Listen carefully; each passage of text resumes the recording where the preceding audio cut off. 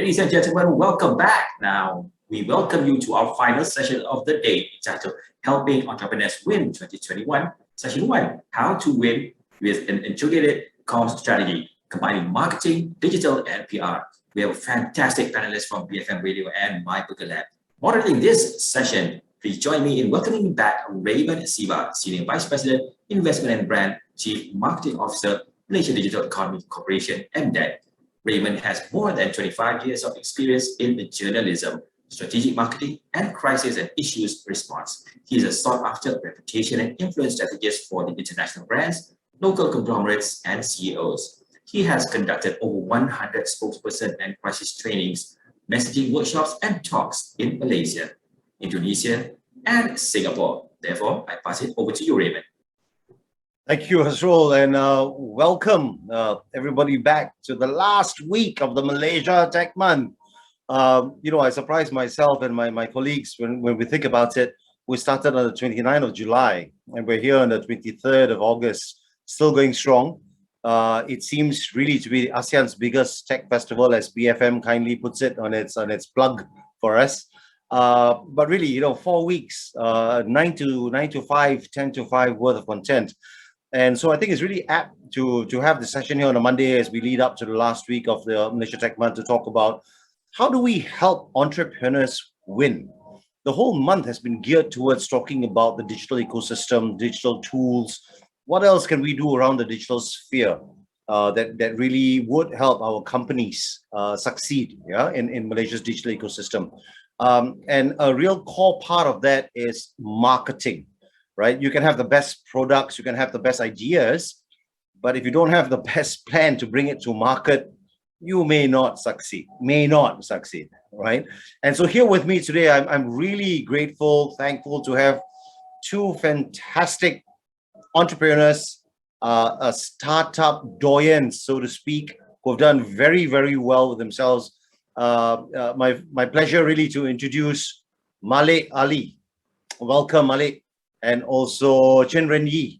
And let me just give you guys both a bit of give a background to both of the gentlemen here, right? Both good-looking gentlemen here this evening. Malek is the founder of BFM 89.9, right? For Better Malay. I mean, you've heard all of that, right?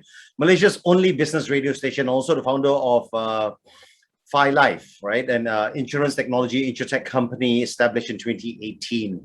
BFM and Five Live are Malek's venture in a career theme of bringing new products to market, which includes stints at Marsing, Kuku International, Maxis, the Boston Consulting Group, and the law firm Allen & Overy.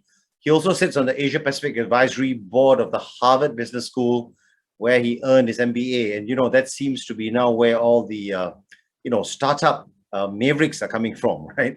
And next, we have Ren, who was a mechanical engineering graduate from Nottingham University, who has discovered the joy of serving others many years ago while he was working at Starbucks. All of us went through that, man. I worked in Pizza Hut before I came up, okay, wearing that brown and red and white, tablecloth around me. Not thinking much of it, Ren embarked on a work and travel program to the United States during his university days. It was there, and after discovering In-N-Out Burger, while he embarked on work and travel program to the United States, that he was inspired to bring awesome burgers, warm service, and memorable experiences back home to Malaysia, which gave birth to myBurgerLab. Now, since its first branch opening in 2012, it's been that long, huh? Almost 9 years. 9 years. myBurgerLab, co-founded by Ren Yi, who had no previous background in the F&B business, has become a firm favorite among my twins, Malaysians, and many others. The chain is much loved for its instantly recognizable charcoal buns, who has not tried it, and lively social media presence. Ren's desire to create better communities by investing in training the youth he employs with essential soft skills is also a highlight. Welcome, gentlemen. Welcome. Pleasure to be here. Now, we're going to jump straight into it. And we had this conversation just a bit earlier on. I come from a PR background. I'm a CMO right now, right? It's been a long while. Before that, I was an entrepreneur. Right down at the bottom, bootstrapping, doing whatever's necessary to get my business going, right? 7 years doing that. So I want to ask you guys, and maybe with Malek first, right? When we start off, we say Paka Liao, right? One leg kick all. when we start off, do we have the luxury of thinking about integrated marketing, or do we just say buat saja lah? Let's just do it. Malek, what do you think? So I think it helps to have at the back of your mind that you are going to do, you can call it whatever you like, but at the end of the day, what you're trying to achieve is people need to know you, they need to be aware of your product. You need to generate a demand for your product, right? And whatever you call that, you could call it marketing. You could, to me, I do call it marketing. And whether it's integrated or not, it's for a startup. Actually, you just have to build that base of that marketing foundation. Meaning, people need to be aware of you. They need to be aware of your product. You need to be able to. You need to generate demand for your product, right? So I think that part is every entrepreneur's job. I mean, that's basic. If you can't generate demand for your product, that's really you putting yourself on the back pedal all the way. And I would say, I've been a big proponent of this. I think creating a demand for your product also comes from actually the product itself. If your product is lousy, forget it. You can do as you can spend as much. You can have the most integrated marketing in the world, but if your product is lousy, it just won't happen. But the other way around is not true. You might have the best product in the world, but if you don't have a good marketing plan behind it, of which the product is the most important to me, then your product will not necessarily succeed. So I don't think we need to think in terms of too much framework, I guess, whether it's integrated, the terminology, the semantics, but definitely fundamentally you need to generate demand for your product. And the best way to do that is the product itself. Right. I think that's really interesting because, a lot of us, especially now, we think we have a great idea, especially, over the last 2 years and what's been happening in the world. So we talk among ourselves and our families, and we think we have a great product, and we say let's build it, let's go ahead and build it, right? Perhaps we're not enough thinking around where the demand or where the product market fit is there. So Ren, just want to ask you, right? So 9 years ago, you started this, you came back in. Just taking off from where Malek has said, did you think there was a market for your product, number one? But one step before that, what was the product you were trying to bring into Malaysia? Did I think there was a market? I believe so, because we saw that at that time, Abang Burger Bakar, I don't know if you guys remember this brand, and it's still around, right? It was making waves, and I wanted to be a part of that burger trend because in Malaysia, everyone loved burgers. So I knew that there was a demand for burgers, but for our style of burgers, obviously we weren't sure. But when we were doing our R&D testing, we were doing our A/B testing, we realized that people were seeking creative burgers. People were bored of just a cheeseburger. They wanted something a little bit different, and that's where we came in. I like what Malek said, right? And to me, it's a bit of a chicken and egg question. Does good marketing come first, or does good product come first? Because we have seen great products with bad marketing, and you end up having people copying that product and then doing better marketing on it. And then you have a second, third brand that comes after the original one and selling much more than the original one. And then you have people who have great marketing but bad product, where you can sell the initial 1,000 unit, but no one is buying it again. But we've also seen brands where they had great traction in the early stages, but the product might not be there, and they refine it over time.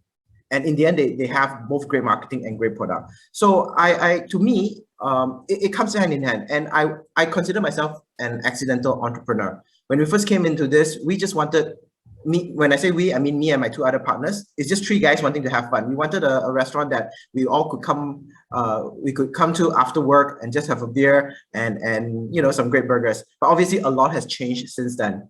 And what we did was accidental because we didn't know what we were doing. But what we knew was that we had a product that people were intrigued about. We knew what we wanted to serve, and the product happened to be good. And to me, it's always a connection between marketing, operations, and product. Because when I was trying to teach my team on what I was doing, I was trying to hand it off. I realized that when the marketing team didn't know what product they were selling, they know they were selling a burger, but they didn't know what was inside the burger, what ingredients we use, why we use certain ingredients. But when I start educating about that, when they understood the product better, they sold better. And then when we started telling our chef, our R&D chef, what we wanted to do, but at the same time, we needed to educate them about, hey, you need to design a product that's not just tasty, but also sellable. And then finally, operations. Our operation team, the people that are cooking in the kitchen, that are, you know, talking to the customers, they also needed to know what the product was and how to explain to the customer. And when all these three departments that needed to know what each other was doing came together, we realized that they themselves, the product started selling itself, the customers started selling the product for us. So to us, it's not just, hey, which came first or which one you need to do first. Because as an entrepreneur, when we start our business journey, we need to do everything. But when we try to hand it off to our team, we don't realize that we as founders, we had to do everything in the beginning. And that's why we know the product so well and we sell it so well. However, the team might not know that. So when you hand it off, you got to make sure that your team has the integrated mindset to selling the product. Right. So, you know, and that's really interesting that you talk about MOP, right? Marketing, operations, product, or product, operations, marketing, operations, product, and marketing, right? Is there a particular sequence of which this comes from? You said just now you have to do everything, right? And you're harking back to 2012, 2013, right? Obviously, the product was number one. You know, and so at that point of time, I don't think social was as big as it is now, right now. So you probably had a sense of how you want to get the product out to family and friends and so on. You know, so how did you start with that, Malek, before I come to you? I just want to understand that. How do you get the word out? How do you get your first sale? Do you remember that or not? The first 100 burgers out? Are you talking to me or Malek? Because you first, Ren Yi. Okay, all right. For us, it was friends and family. I think obviously we were very careful because we knew that friends and family were gonna be quite generous with their compliments. So we insisted on getting strangers to come in to try our product. So once we got the strangers, the people that we didn't know coming to try our product and giving reviews that we knew were what we were looking for. Things like, oh, I've never tried this before, like, and hey, you guys need to sell this to other people. Then we knew we were on the right track. But of course, it was still very scary. We really didn't think too much. And again, I come back to the accidental entrepreneur bit. All we wanted was to serve burgers that we knew we liked to other people. Whether it did well or not, we really had no idea. We were just gonna give it a try. We were that naive.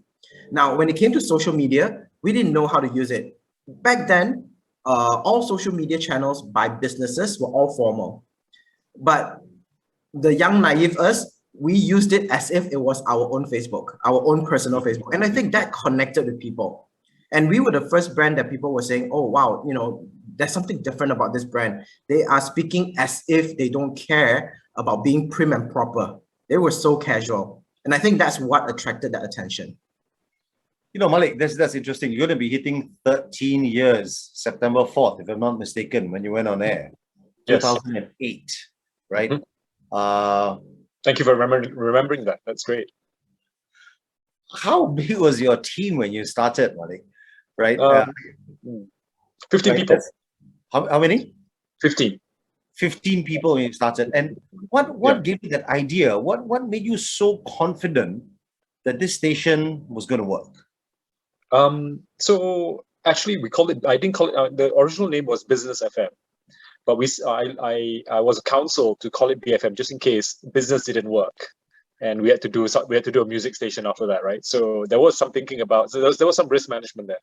But you're right. I think the main thing was feedback. I mean, feedback from you know, it wasn't a formal focus group, right? It was just literally, I was just like listening to, you know, contemporaries and young and people going, hey, are you listening to radio right now? All I had to ask them, what's that? And they said, some of them said yes, some of them said no, and there were a lot more people than I thought that said no. And I said, why? Well, because you know, radio is trivia now. You have your, you know, gotcha calls. It's about the battle of the sexes all the time. No one talks. I mean, I'm on the road 2 hours a day, 1 hour to work, 1 hour out, and I don't learn anything. And so I'm turning to my iPod. In those days, it was the iPod. People are turning to the iPod to listen to podcasts on the iPod in 2007. We're talking about 2006, 2007. So I like, wow, that's really interesting. So something is really missing here. So I think that was, again, part of that sort of general, you know, I think a lot of us as entrepreneurs start with that. We start with like a frustration, right? By either ourselves, usually ourselves. And then we kind of like try to figure out whether it's just us, is it just me that's being frustrated, or is it a lot of people, right? And once you get to the point of like, oh, actually, it resonates, right? It resonates that this is frustrating for a lot of people. Listening to trivial radio is frustrating for a lot of people. Music is repetitive. The DJs are like hyenas, they're all laughing at their own jokes, their own club. Like, yeah, so am I feeling, is it just me? Or am I sharing with this, or is this feeling shared? And the answer was the feeling was shared. I said, okay, so that's the feeling, that's the kind of like the gut feel, anecdotal evidence. And then you kind of like say, all right, then you look a little bit, I didn't do an MBA for nothing. So I kind of like say, look, let's do a little bit of numbers just to say what's the advertising market for radio? How big is it? And I got it wrong, right? I didn't realize that the numbers that people put out on as advertising numbers for all things, they're all bloated numbers. Actually, it's half the size. But nevertheless, I was wrong by a factor of 2. But nevertheless, it was still significant. I mean, you can still create radio business per station. If you have a good station, you can create maybe 20-25 million ringgit worth of revenue, right? So, so I thought, why not? Let's just so there is the obviously the market research I can't show that there is advertising revenue in this. There is revenue in this business. Then the question is, okay, what product? Then let's do a product that will kind of like resonate with people. And I think the product I came down to, and because it's substantive, it's educational, it can steer away from politics, at least in the early days. We talked about business, right? So and business, everyone, when they see each other, they say the first thing they say is, sudah makan, but the second thing they say is, how's business, right? Yeah. So I think that's what we started with. Yeah, tested it. And honestly, when I floated the idea, my gosh, I mean, it was like black and white. Some people said, hey, that's a great idea, but wouldn't it be boring? And some people said, Malek, this is a disaster. This will be a disaster. Business is dry. It's boring. So I learned from that anecdote, again, that feedback to say, look, okay, if it's business, it has to be not just, it has to be intrinsically interesting and maybe even entertaining, but not in the way of Hits FM entertaining, right? It's entertaining in a different way. So that's when the product started. And then I did this unconsciously. I don't think there was any, I didn't, do any kind of like startup kind of like thinking around, sort of iteration and things like that. Basically, we just launched the product, launched BFM Radio with a couple of shows, Breakfast Grill and so on. Just again, intuition, anecdotal, and then it started. Then things got iterated along the way. Oh, this show doesn't quite resonate. Wow, we can't put a heavy business program in the evenings. People are tired. They can't get their minds. So no heavy evening, no business in the evening. Business in the morning, no problem. So it's a bit of iteration and so on. And just and I think it's always about sort of at that point. Then it's about listening to the listener and then getting feedback and then iterating different elements of programming. So that was, I guess, so to begin with, a frustration that to summarize, it's a frustration to start with. Figuring out what the frustration is just you or with a lot of with a group, a good segment of people. If that's the case, then coming out with a product with that, doing a little bit of market research in terms of demand and market sizing, and then launch and iterate. So I think that's my formula, I guess, in very simple terms, right? Kind of like a startup formula. I think a lot of people do a couple of mistakes, which is they think their frustrations, everyone's frustration, not necessarily the case. Sometimes they think the market size, they have such a niche product. I remember there was this guy who had this, which is trying to sell empanadas or something like that. And they were like, he was selling it for 18 ringgit and they were like this big. I'm like, all of us are listening to him going, really? There's a demand for empanadas about this size, like a big, huge curry puff, So no market research and so on. So some people fall on the wayside in market research, and some people fall on the wayside by not having that product market fit. So I think these are the kind of like things that we all need to kind of like just bear in mind. And I think, and to me, all that thing about the product fit, the creating of the product, the frustration, all that is marketing to me. That to me is marketing. To me, product is definitely a marketing marketing function. So that's very, very instructive, and Ren, you want to come back to you on this one, because a lot of the guys out there that I've spoken to my 2 years in MDEC as well, right? Many I thought some really good ideas, and they thought it was fabulous ideas as well, right? And when they come to market and say, listen, I want to work together with you and roll this out. So the first thing we always tell them is, do you know your audience, right? So, we say, what's the problem statement? What are you trying to solve here? Is there a competitor in that space? Do you see somebody else doing something? So are you trying to be better than your competitor, or is it a greenfield area where you're going to start something new, right? Like, for example, when myTaxi started out and then it morphed, and you rightly pointed out, Malek, the iteration about from myTaxi to Grab and where they are when they started to where they are now, they were not afraid to I suppose, try it out, right?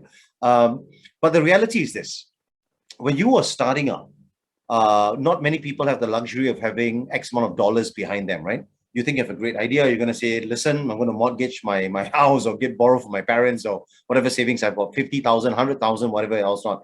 I think I can make this work.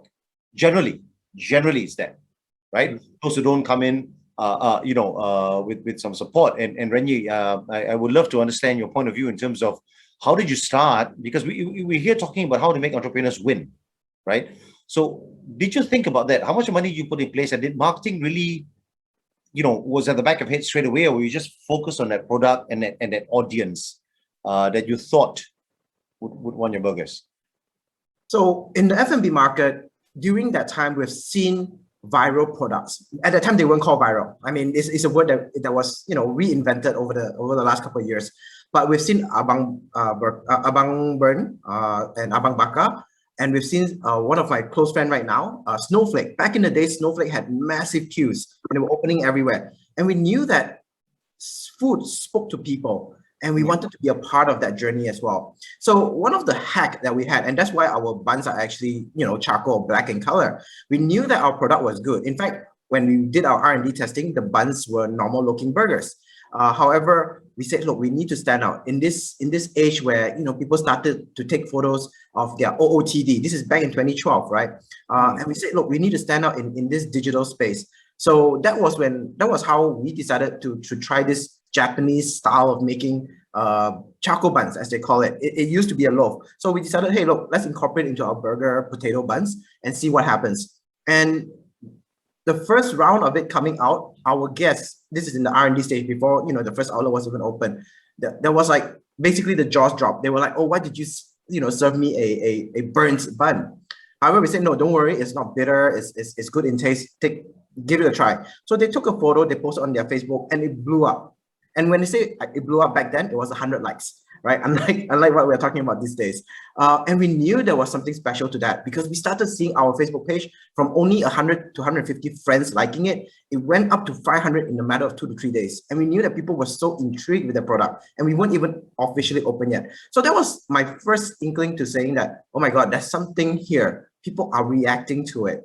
And honestly, based on what Malek said, I think it's timing. I think I'm one of those byproducts because I think BFM obviously came before us. And when it first came out, I had no interest. I was still studying. I was still, working for others.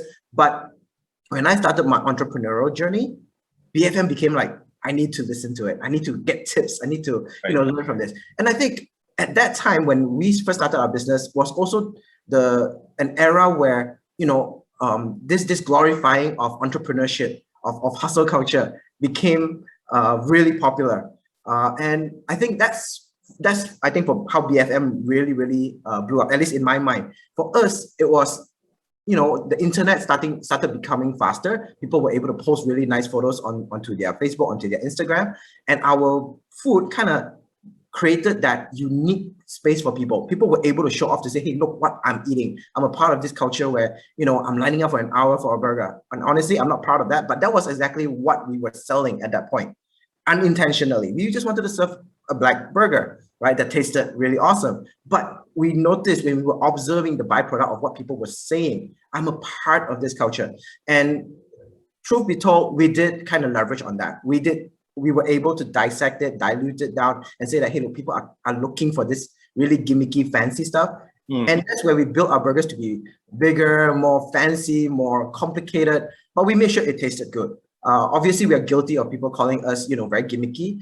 However, that was because what we saw was what the market demanded, and we basically responded to it in kind. So again, this is really interesting. Again, I come from a comms background. You guys, I started with writing and I moved into PR and then now in marketing, right? So I think I've done the gamut of things. But I see a lot of companies even till today, right? That I give you an example, right? A corporate comms head. They're looking for a corporate comms head, right? And I see the likes of that startup who's gone really big. Say, I'm looking for a marketing head, right? And PR is usually the tail of the dog, right? And so, the way I look at it is that, listen, comms is comms, right? Because you're talking about engaging with your audience, whoever the audience may be, right?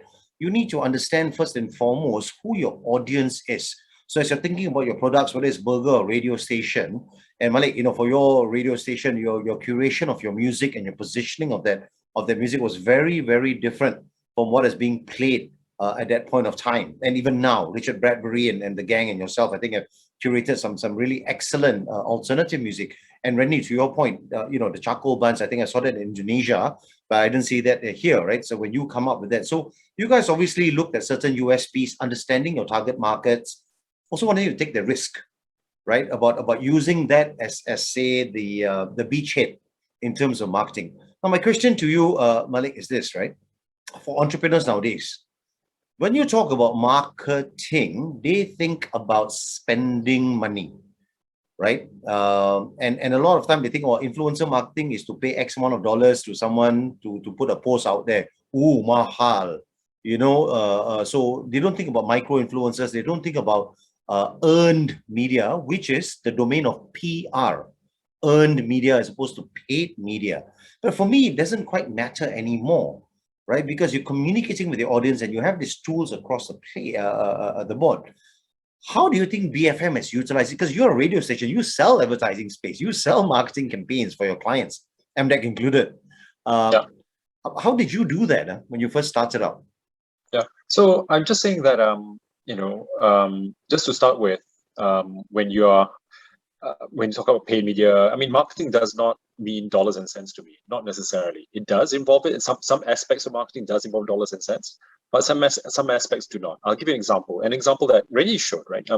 Using the Japanese button, which is black in color, charcoal in color, is marketing, right? It's you're not, that's marketing to me. And how much does Ren Yi pay for that? Probably 3 cents more. I don't know. You 3 cents more for that bun compared to a normal bun, or maybe 5 cents more, right? But it washes. I mean, it's like, so that to me is marketing. Financial Times is pink in color, orange in color, pink, orange, peach. I don't know, salmon pink or something in color. My first business, when I had a newspaper, classifieds paper, I chose yellow. Right, yellow and a yellow color as a print, and it was, I'm paying maybe 30% more for the color of the newspaper, but hey, suddenly you have a yellow colored newspaper, right? It's a differentiator, right? A differentiator. Yeah. So to me, marketing does not have to cost money. The other part, when you talk about paid media and marketing also, and I think to me, PR and so on is part of it, right? Meaning, so I will, like today, I stand here, I wear a Five shirt, right? It has a badge on me. And normally I don't know why for this, my phone, I don't have a virtual background. My phone, I'll have a Five background, all that. Does that cost money? No, it doesn't cost money, right? So all these things, there are a lot of things that doesn't cost money. Talking about writing content that gets published in newspapers or online magazines and things about how, what is really life insurance about, right? Trying to demystify, simplify life insurance. Does that cost money? No, it doesn't cost money, because online magazines and online portals like to reach out to educate their and like to educate their viewers, etc. So that does not cost money. So marketing does not have to cost money. So the value exchange is important, right? The value exchange in terms of what you as a brand can provide your audience, and using an intermediary, I suppose.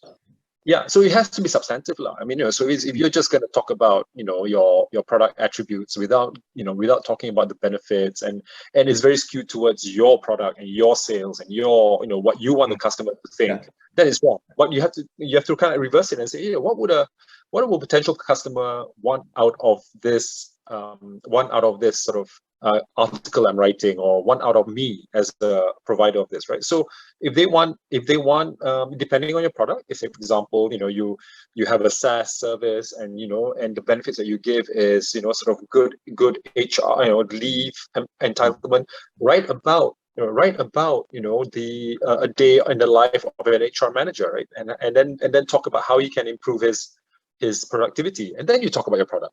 So always wear the hat of the customer or potential customer and see what would sort of kind of like his hotspots, right, or her hotspots, and just kind of say, okay, I'll focus on that. So it doesn't have to be paid, but yeah, when you have the money, when you have the funding, for sure, sort of entrench it by having a marketing campaign and so on, for sure, but always in tandem and together with your unpaid, and together with little stuff that, like, black buttons, right? Ren Yi, how are you set up, right? Because again, 2012, long time ago. I just would like to understand, how are you setting up your marketing / PR / digital / social media / influencer, or not?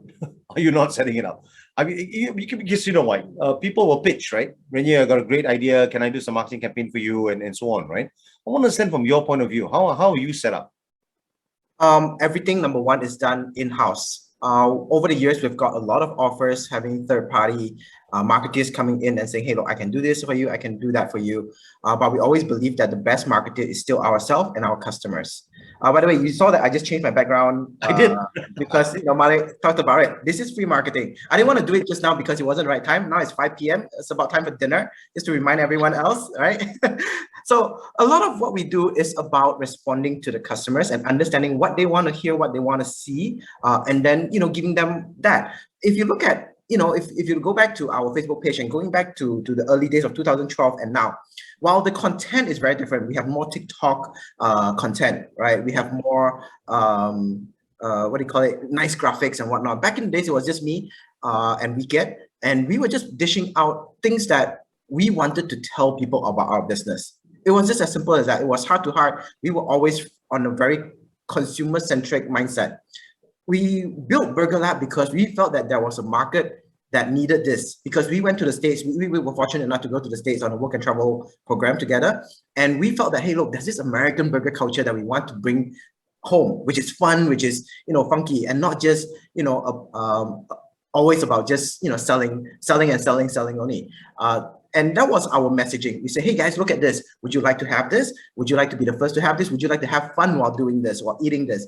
That has always been our message. So coming back to, the original way we communicated, that has not changed, is transparency. If you look at who we are over the last 1.5 years during COVID, we switched our messaging, instead of just selling burgers, to be a platform for COVID awareness, whether it is from day one, you gotta wash your hands, you gotta sanitize. And we were the first few brands that actually started, at least F&B that I know of, that started doing that. Because we weren't afraid to say that we are a part of the community, and the community wants to hear this and needs to hear this. Up until the last few days, when the government said that, oh, dine-in is available now, you guys can go ahead and do that. We made a stand within half an hour to say that we are not going to do that yet, because the timing is not right, and this is why we're not doing it. And it was all communicated clearly. We got 3,000 over likes and shares, and in terms of reach, it was over 1 million reach. Am I selling to people? No. But I am, to some extent, selling an ideology to say that, hey, look, we are you, you are us, and that we think alike. And if you happen to think that, you want a burger and you want to buy a good burger from someone that thinks like you, hey, we're here. So it's not doing it out of, pretending to be someone else that we're not. We are the right, we always feel like we are a part of the community. And because we're so in tune with what the community is like and wants to hear, we are not afraid to say the things that needs to be heard or needs to be said. And I think, if I may compare myself to BFM, we are a little bit like that. We are what the rakyat is. And I think that's why our listeners or our customers love us and continue to support us. As for the PR part, honestly, I don't see it as PR. The way I told my team is, look, if you are a customer of another brand and this is how you're treated, and the customer came to you and say, hey, look, I wasn't treated right, or this burger was not cooked, there was no patty in the burger, how would you like to be treated? There's no formula behind this. It's at the end of the day, how would you like to be treated? And when you say, hey, that's how I would like to be treated, go treat the customer that way. There's no budget, no restriction to how we want to respond. Every situation is going to be unique on its own. There's no one out to get us. So PR is about being connected and staying human, and not saying that, oh, we only can refund up to 10 ringgit, which is what a lot of these big brands are doing right now, right? You're missing fries? Okay, here's the dollar for the fries. We go above and beyond that. Okay, you're missing fries.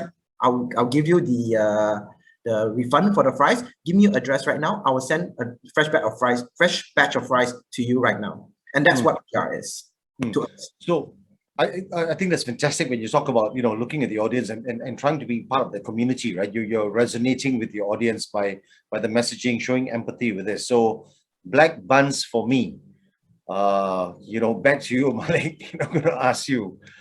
We got a question. Nice one. We got a question from the audience. What are some of the indicators to help me decide if my business should integrate its comms, or would it better to have them separated, right? And I suppose this also goes into the fact that I can't quite get all the skills that I want rolled up in one person. Neither would I have the time as the CEO to do all of this. What's your take on that, Mo? I think, if you're a startup, you have no choice but to take the rein, seize the rein, and run your comms. I mean, you are the face of the brand. You have no choice. And you might, so I'll give an example for me, right? I can craft good messages. I can write reasonably well. But I'm lousy at studying Google Analytics and trying to figure out, is this working or not that working? So we just split the job. I kind of like do the overall thinking about, what media we should go into, what marketing campaigns we should have. But then I leave the execution of digital marketing, which I'm not very good at, to people who are good at that. So in a way, you divvy up the responsibility amongst people that you have. But it doesn't necessarily reside in one person. But guess who writes the newsletters every other week for FiLife, right? I write the newsletters. I'm like literally typing my 300. Yeah, even now I'm typing it, right? So I'm not delegating that, because if you look at the comparative strengths of the team, I'm best at it. Just like someone else is better than me in digital marketing. So we split that role responsibility. But who is the face of FiLife? I'm the face of FiLife. So when it comes to talking about it, being pulled up in front of a journalist who wants to talk about, hey, why are you doing so different? I'm there, right? But if you want me to kind of like, but there are other people who are doing things like, I just know strategically, look, we need to talk to, for example, we need to talk to parents, we need to talk to business, we need to talk to people who need life insurance, and those are generally parents. Hey, team member, can you sort of help me? Can you just have a look? Who are the influencers for parents? Who are the parents' influencers in this area? And then help me will go out and kind of like figure out, okay, these are the influencers in this space. Can you do something about it, right? So in a way, but at the end of the day, I have to carry that. I have to carry the responsibility of the public face of FiLife. You need at least a co-founder, right? If you're not that person, you're a bit shy and so on. First, I think I would encourage you, nevertheless, shy or not shy, go for it, right? You think your language skills are not as good.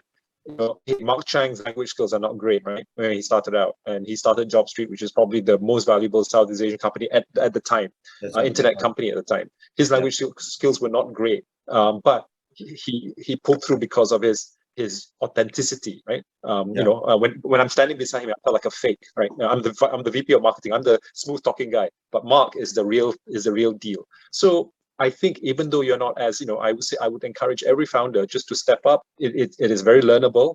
It's certainly, it's very learnable, but feel free to kind of like, assign and delegate to members of your team to head this. And if you don't, and there's some people who are like internally, they're recruiting the same kind of people. They're recruiting the engineers and the same kind of engineers and so on. If you're in a situation like that, then no worries. Then speak to get your sort of radar out there to see, is there any mentors can help me sort of with this aspect of the business, the marketing side, the communication side. And the answer is okay. And then you just kind of like search for folks, and they will recommend people. And then you say, okay, maybe I can bring them on part-time or consult first, get a bit comfortable, and then go full on, right? So it really depends on your skill sets. But at the end of the day, you're there as an entrepreneur, as the founder, you're there to learn, and you're there at the end of the day, you're going to be the public face of the company, whether you like it or not. So you might as well get started early. Yeah, gentlemen, questions are coming in really quick. Ren Yi, I'm going to go to you, right? 1 minute. What is the most dangerous mistakes an entrepreneur or SME owner can make when it comes to a comms crisis? What would be the first step to take? I think responding immediately. So last year we had a bit of a comm crisis. I was accused of cyberbullying a student, which wasn't the case because he insulted us first, and it was using a fake account. But in jest, we put up a social media post saying, "Hey, roast this guy," and it became a whole sort of a media storm. And from the past, I've seen, when this kind of pardon my language, shitstorm takes place, almost within 24 hours, somebody from the business will come out and say, "Hey, we didn't mean this, we're sorry," this and that. I kind of took lesson from those that I've observed before, and we've done case study for, and say, you know what, just give it 2-3 days, don't say anything, just let it be. And then once everything calms down, you come up with a statement on why and what transpired. And I think we did exactly that. And I think thankfully, it was, there are a few people who hate on us on that, or hate on me on that, but for those that understand where I came from, and the many goods that I've tried to do before this, I'm not trying to justify it. They know that we are not out to cyberbully someone, but it was just to say, hey, look, if you want to do an assignment, don't go to a business and call them shit. Basically, again, long story short, do not respond immediately. Let the process takes place. Be patient. 2 to 3 days later, respond in kind. That's very, very interesting advice. So Malek, question back to you now. Most media owners take the easy way and serve mindless entertainment, giving Malaysians less choice.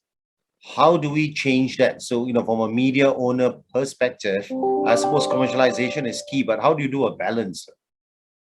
I think, it's just hard work, it's like playing music versus interviewing a CEO are really, really, really different. One, you just play an autoplay, and the other, and maybe you have a discussion, kind of like banter after that. But versus interviewing a CEO is a very different thing. So I think generally the radio stations have the capability of, or media owners have the capability of doing really hard work. And you've seen some, right? In the online space, Malaysia Kini is doing a great job at doing the hard work. I know Jabba is doing his Malaysian Insight. I think Terence Fernandez is doing Vibe. So a lot in the written space, whether it's digital writing and so on, there's a lot of hard thinking going on, right? People do work. But I think sometimes in the broadcasting space, we take the shortcuts. We import that show, that TV show.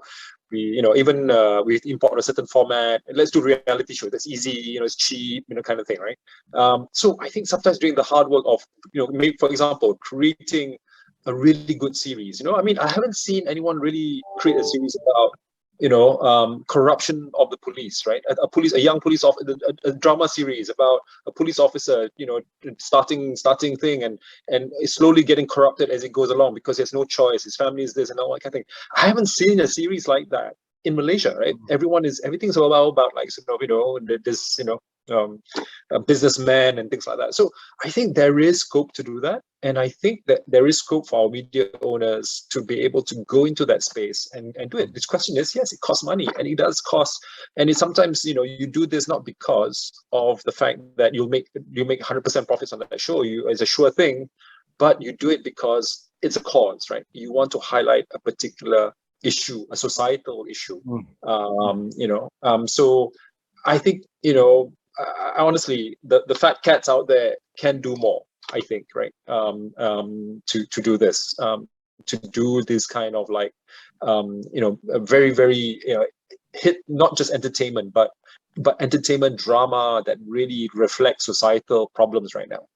Mhm. Shifting gears, 15 minutes to go. Ren Yi, back to you again. This I wanna get your views, right? So a lot of the GLCs, GLICs, public listed companies, right? They have the luxury of having a marketing division. They have a digital, a social media division, and they have a PR unit, right? Most of the time, the CMO has a seat on the table, not so the rest, right?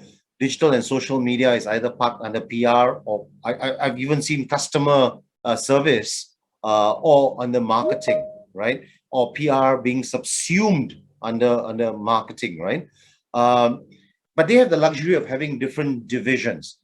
Most of the time, correct me if I'm wrong, it's not seamless, right? The business plans are done, thought of at the board area. The corporate strategy dude, the CMO dude will think about it, and then say, okay, this is kind of budgets. Let's call the agencies in.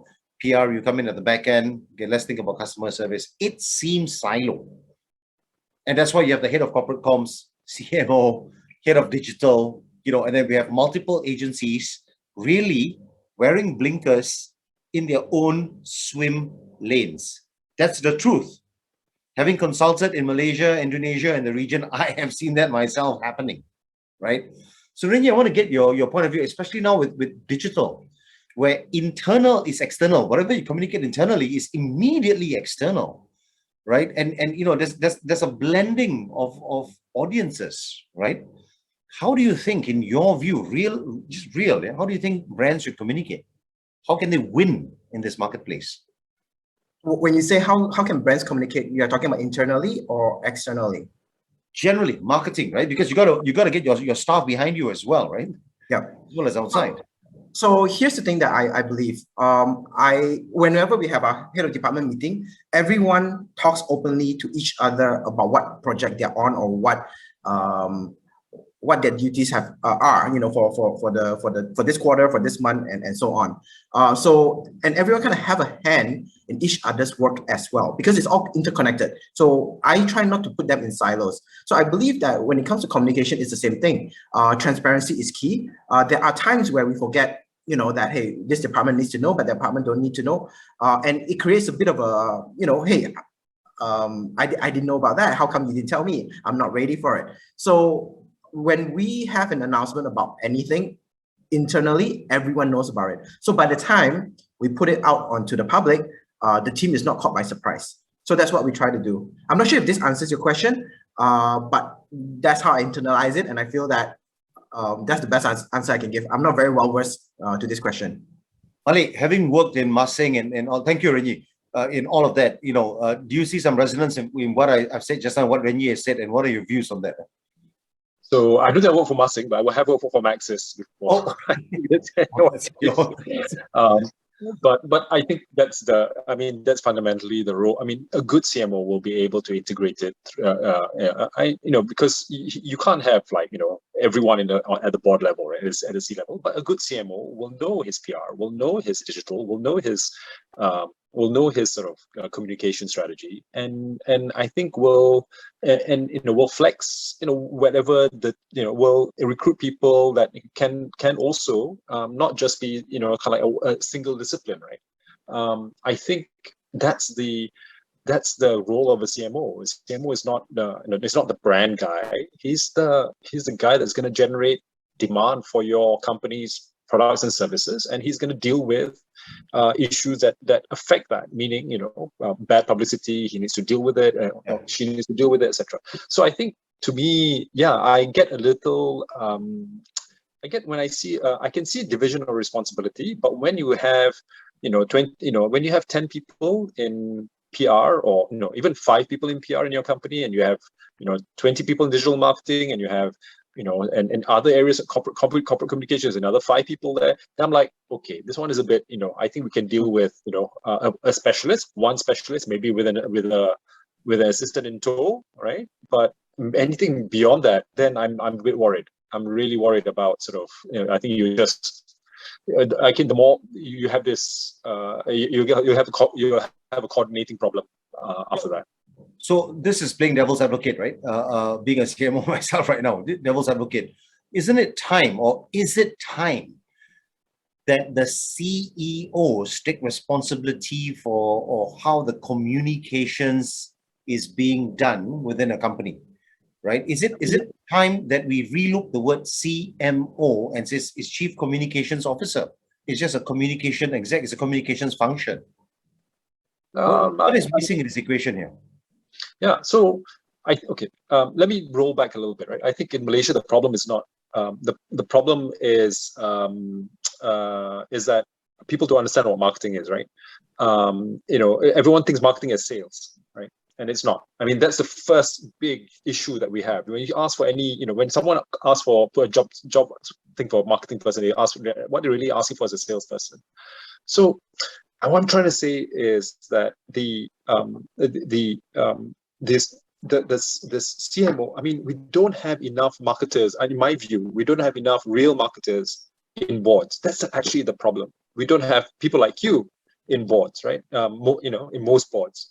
We have accountants as CEOs, generally speaking, right? And these guys are just dollars, and they basically they know their EBITDAs, they know their margins and things like that. But they don't have marketeers because their view of marketers is that, oh, these guys are just guys that spend money and create brand awareness that they can't measure, right? But that's wrong. I think because if you're that's why I think to me if you are anything involved with products for your companies, you are a marketer because you are designing the product, and that product will create demand. So I think we need a lot more.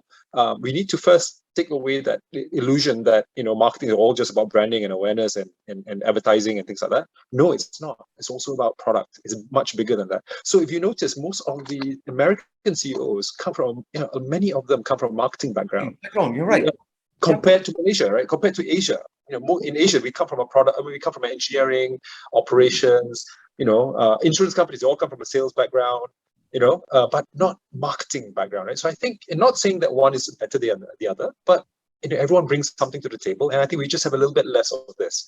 And I think we need to change that a little bit, right? Because I think putting product in today's age, your product needs to be center. Why? Because a good product becomes, you have the internet and social media that will just explode if you have a good product, right? Likewise, if you have a bad product, your internet and also explode if you have a bad product. So product has to be really center. And if you're a CEO that doesn't understand your own company's products, you shouldn't be there. You shouldn't be the CEO. And you should just be a CFO if you're an accountant, right? That's fine. If you don't understand the company's products and things like that, just remain the CFO. That's fine. It's a really good job. It pays well. I've got some really good questions coming up. Umesh Nair asks, comms has evolved to a great extent where sophisticated tools and skills are required to stand out from the rest, right? And every day you see new tools, new skills being, putting out there. You need to know how to run your platforms, your event marketing, the Hubilos, like what we're using right now and all of that, right? So do you think it's easier to invest in building a full-fledged in-house marketing team, or would outsourcing the function with some internal oversight be a better way to start? Ren Yi. Honestly, I don't have the right answer to this. My instinct tells me that go in-house because that's what I did. We have never engaged in external help. However, the likes of Nando's, which we look up to, they use a lot of external help. In fact, their in-house marketing do a very different work than what people think they do. So all the catchy phrases and whatnot by Nando's, they're done by, I think, I can't remember the name, but they were done by a specific marketing house, right? So I think both ways work, and you need to know at what stage of your business do you require what. For us right now, I happen to be very fortunate that people who join us in our team are people who love the brand and actually work part-time with us. A lot of them actually grow internally with the business. So they know the in and outs of what we do. And to me, that is strength.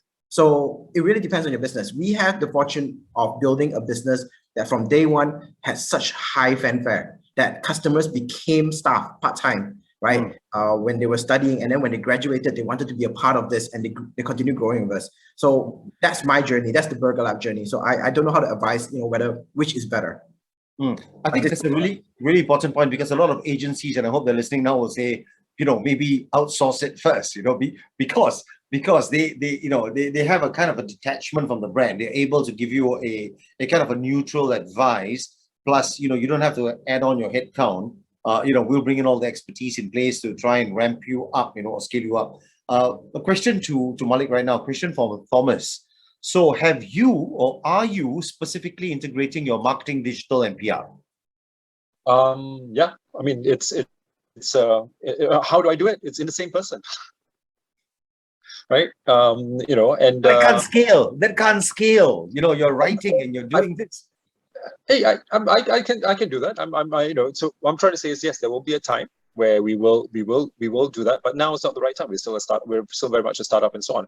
BFM does not have a PR person. BFM does not have a marketing person. BFM doesn't at one point for a long time. In fact, we don't have an HR person, and we're still going, right? And we're still recruiting really good people, right? So we outsource HR, we outsource marketing. Yeah, I have. You're right. Earlier to your question, I have an external advisor that I built a relationship with, and that's Zhu Hong or Moderator, agency called Moderator, and LHS. And what they do, what he does is actually we brainstorm together, etc. And then he will give us a kind of like, hey, this is the idea, this is the strategy, and so on. And then we execute it, right? We at BFM as well as Phila, we execute it. So for example, all this BFM thing, that was Zhu Hong's idea. And that was a ex-creative agency's idea. Hey, do BFM, play around with the words, because there's no way you can cut through the clutter against all the big guys. Play with the words, play with humor and things like that. And I say, hey, that's great, right? So he gave us a few, gave us about 20 to run with, right? And then we came up with 200, right? So because he gave us that platform, that BFM platform, building first world Malaysians, boleh break faster matcha. He gave those first 20 words, and then we ran with the rest, and listeners ran with the rest. So I think to me, this is really a this idea of scaling, I think is good, but let's not forget that it's the whole idea of scaling is that one person can do a lot more with the resources around you, right? So for sure, you do need specialists. As I said, I'm like a bit where I can get a little bit lost in the numbers and and so on. But then you just employ specialists to help you with that, and hopefully they can double time and do other things as well. We got 3 more questions, mindful of time, so I'm going to go really quick. But guys, got to keep it short, yeah? Question from Ryan Hadi to Ren Yi.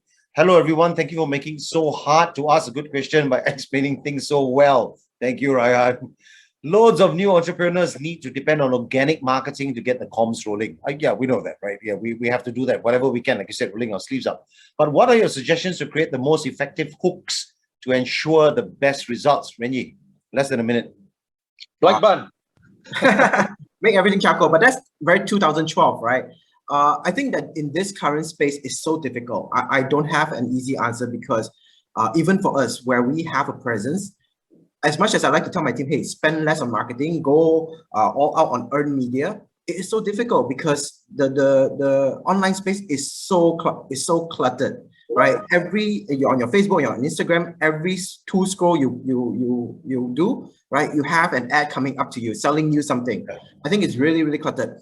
One that works out for us since day one is try to stand out. Just try to be different in any way you can. Don't do it for the sake of being different, but do it for the sake of being an individual. Be true to yourself, right? Hold your integrity, be true to yourself, right? Exactly, because too many times we look at other brands and go like, I want to be like them, and then you start behaving like them, and you're not them. And sometimes that message doesn't come out reflecting you. So that's my advice. Malek, quick one again. To what extent are Malaysians open to pay higher prices for green products? We just heard about just be true to yourself, but people are looking for differentiations, right? Yeah. Not right now. I'll be frank, not at the moment. Okay. Yeah, they're not.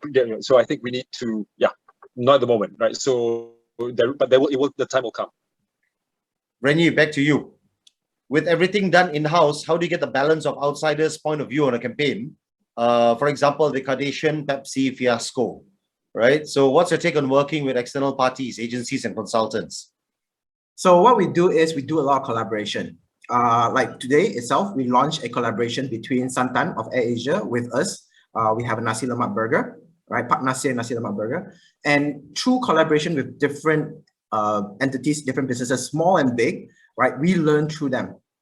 And that's where we stay a little bit grounded as well. It's not just internal feedback. And of course, myBurgerLab also believes in our customers' feedback. So we put our ears very close to the ground, and whatever the customers say is taken into account. Every month we review it, and then we try to balance on, hey, look, what we want and versus what the customer want, where does it stand? Is it in equilibrium? Right. Okay, we're going to bring it to a close now. Gentlemen, thank you so much for the thoughts. The topic today was integrated marketing communications. Marketing, PR, digital. People are struggling out here, right, guys? Marketing, I need to spend money. Facebook marketing. There itself says we got to spend money on Facebook, right? YouTube. Influencer marketing. Alamak, must pay some influencer money. PR, free of charge. Don't know how to write, how to send out the media. But it's not just about that, right? It's not just about that. Anything that you do is internal, is external, and I think everything is converged. So if you have, and I say this, right, from my point of view, if you have your social media channels, then you are a media publisher. You got to think of yourself. If you have your Twitter, your Facebook, your YouTube, the very basics, you are already a media publisher. And if you have your product and a story around it, like you guys are saying, then that's the first step in, right? So closing words, guys, how to help entrepreneurs win. How to help entrepreneurs win when they have a Twitter, they have YouTube, they have Facebook, alamak, TikTok, banyak ni. And I have to run a business and I have to take care of people's well-being, right? Closing thoughts in terms of integrated marketing communications. Malek, how do we help entrepreneurs win? The best chance is to have a great product, right? Then people will talk about it on TikTok themselves. They'll talk about it on Twitter. They'll talk about it on Facebook, etc. Right? So to me, that's the first principle. It's not sufficient, but you got to start with that. You have a lousy product, forget it. The social media will work against you. Ren Yi. So back in the days, I think it's really difficult to sell your first 100 products. Nowadays, not so much. Right. And I do agree with Malek that your product must be strong. Now that he's given that advice, I will have to pivot to another one, which is find yourself a mentor. That has worked great for us. It doesn't have to be a long-term mentor. See brands that are doing well that you would like to emulate, that you say, hey, look, these guys seem like they know what they're doing. Reach out to them. And I think people are more generous with the knowledge than ever before. Listen to BFM. I think that helps a lot. Yeah. So I think it's a tough world out there. We need to help one another. So seek help. Don't just do it alone. And you find the process to be a lot more enjoyable. So I want to bring it back to Ship. So it's not just about a good product, but also good service. It's product and service, right? So if you're in a service business, ensure that you have top-notch service and you get your third party to talk about that service, right? That's earned media. And trend jacking and things that you see, and don't get too smart about it, but as and when it's relevant, try and see how you can insert yourself in the national narrative. I mean, I've seen this Bendera Putih being used and abused, Bendera Hitam and all of this, right?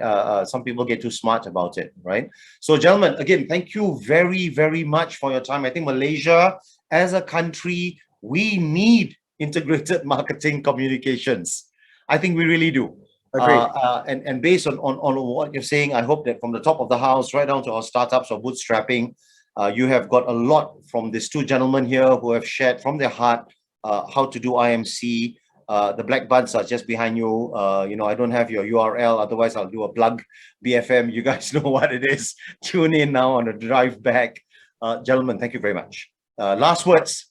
One word from you, Malek, before we close. Entrepreneurs.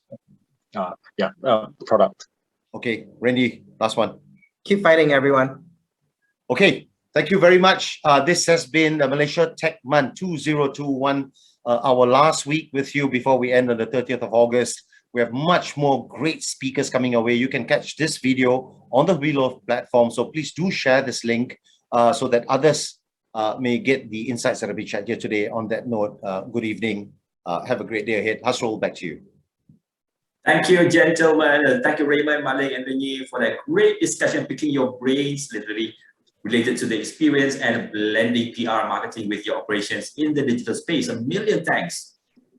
Ladies and gentlemen, that is our final session. We have concluded day one of the Digital Disruption Week at MTM 2021. I'd like to thank all our speakers for powering up our day throughout this day for their outlooks, ideas, and insights on pragmatizing the digital economy. We invite our participants to join us again here tomorrow, 9 a.m. while we check out the agenda. In the meantime, check out the agenda for satellite events happening around the MTM space. We also invite participants to make use of the virtual networking lounges available. Also, reach out to the admin via the chat box for any form of assistance. With that, we end our session on a high. This is the Malaysia Tech Month 2021, Malaysia, the heart of digital ASEAN. This is Hasro, your host, signing off for the day. See you tomorrow, 9 a.m. Stay safe.